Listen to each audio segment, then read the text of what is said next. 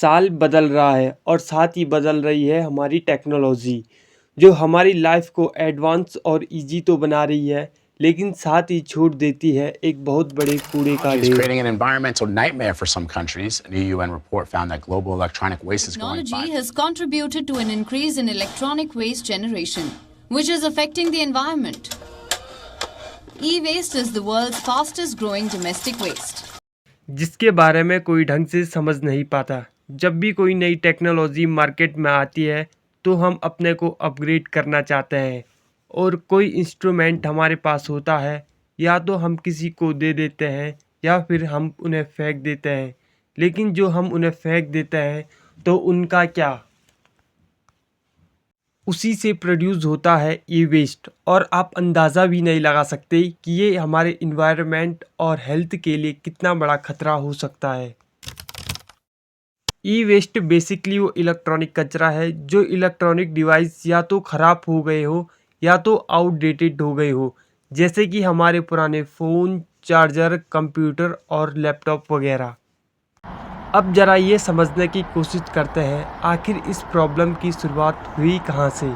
साल 1950 ये वो दशक था जब शुरुआती दौर में इलेक्ट्रॉनिक डिवाइसेस का डेवलपमेंट होना शुरू हुआ।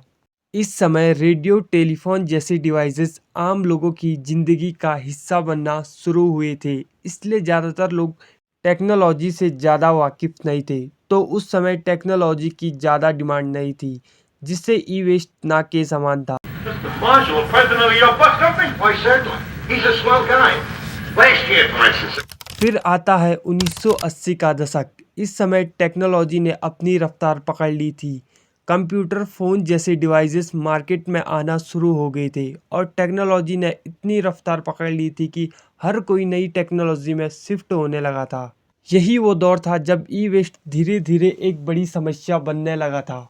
साल 2000 ये वो दशक है जिसे डिजिटल एरा कहा जाने लगा, क्योंकि हर साल नई टेक्नोलॉजी डेवलप होने लगी और टेक्नोलॉजी ने रफ्तार के साथ बदलना शुरू किया, जिससे पुरानी टेक्नोलॉजी कम इस्तेमाल होने लगी और नई डिवाइसेस सस्ते और आसानी से उपलब्ध होने लगी, जिससे ई वेस्ट तेज़ी से बढ़ने लगा।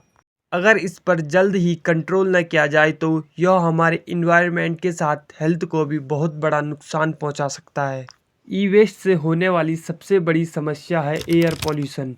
यूएनईपी यानी यूनाइटेड नेशन इन्वायरमेंट प्रोग्राम की एक रिपोर्ट के अनुसार 2015 तक 90% ई वेस्ट को इलीगली डिकम्पोज किया जाता है, जिससे एयर पॉल्यूशन का खतरा बढ़ जाता है और इससे इंसानों में अस्थमा जैसी बीमारियां पैदा हो सकती हैं। जब ई वेस्ट को लैंडफिल में डाल दिया जाता है तो इससे लेड, मरकरी और कैडमियम जैसे केमिकल रिलीज होना शुरू होते हैं, जिससे ये सॉइल की फर्टिलिटी को कम कर देता है। अगर यही केमिकल पानी में मिल जाए तो पानी इम्प्योर होने के साथ पानी में रहने वाले सारे जीव खत्म हो जाएंगे, जो सीधे हमारे नेचर को अनबैलेंस कर देगा। अब बात करते हैं आखिर क्यों यह हमारे लिए इतनी बड़ी मुसीबत बन गई है और आखिर गवर्नमेंट इस पे क्या काम कर रही है। अगर हम ई वेस्ट बढ़ने का पहला कारण देखें तो आजकल टेक्नोलॉजी हर साल बदल रही है, इसलिए लोग अपने डिवाइस को भी अपग्रेड कर रहे हैं। लेकिन इसी के साथ एक दूसरी बड़ी समस्या ये भी है कि हमें ज़रूरत न होने पर भी हम देखा देखी में अपने डिवाइसेस को अपग्रेड कर लेते हैं, क्योंकि हमें भी अपना सोशल स्टेटस मेंटेन करना होता है।